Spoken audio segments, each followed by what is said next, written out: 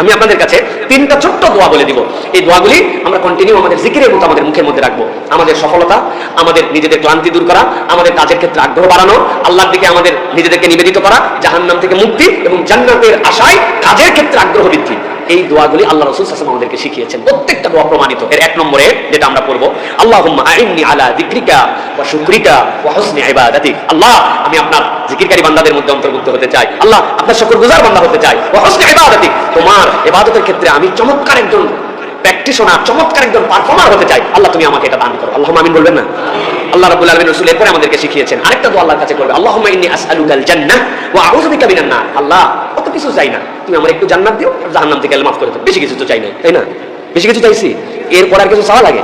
আল্লাহুম্মা ইন্নী আসআলুকাল জান্নাহ ওয়া আউযু বিকা মিনান নার। আল্লাহ, তুমি আমাকে জান্নাত দিও। কোনো একটা জায়গায় যদি আল্লাহ বলে দেন, যা হয়ে গেছে। সুবহানাল্লাহ। অতএব এটা আমরা আল্লাহর কাছে এই দোয়া করলে কি হবে? মন ফ্রেশ থাকবে।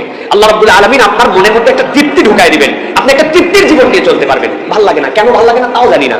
ওই জানলে না ওষুধ দিবে, তো জানিই না কেন ভালো লাগে না। কেন ভালো লাগে না এটার ওষুধ হচ্ছে আল্লাহুম্মা ইন্নী আসআলুকাল জান্নাহ ওয়া আউযু বিকা মিনান নার। আল্লাহ, আমি জান্নাত চাই, জাহান্নাম থেকে আমাকে বের করে দাও, তাহলে আমার ভালো লাগবে। আল্লাহ, আল্লাহুম্মা আমিন। তিন নম্বরে যেটা, আল্লাহুম্মা গফিরলি যামবি কুল্লাহ। আল্লাহ, আপনি আমার সকল গুনাহ মাফ করে দেন, দিক্কাহু ওয়া জিল্লাহ।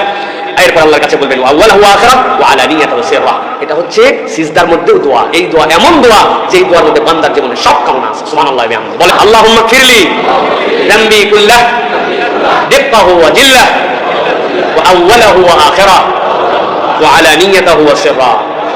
আল্লাহ, প্রকাশ্য, গোপন, শুরুটা, শেষেরটা, মাঝেরটা, জানা অজানা সব গুনাহ তুমি আমাকে মাফ করে দাও। আল্লাহ, আল্লাহর কাছে এই দোয়াগুলি আমরা বেশি বেশি করার জন্য চেষ্টা করি। আল্লাহ আমাদেরকে তৌফিক দান।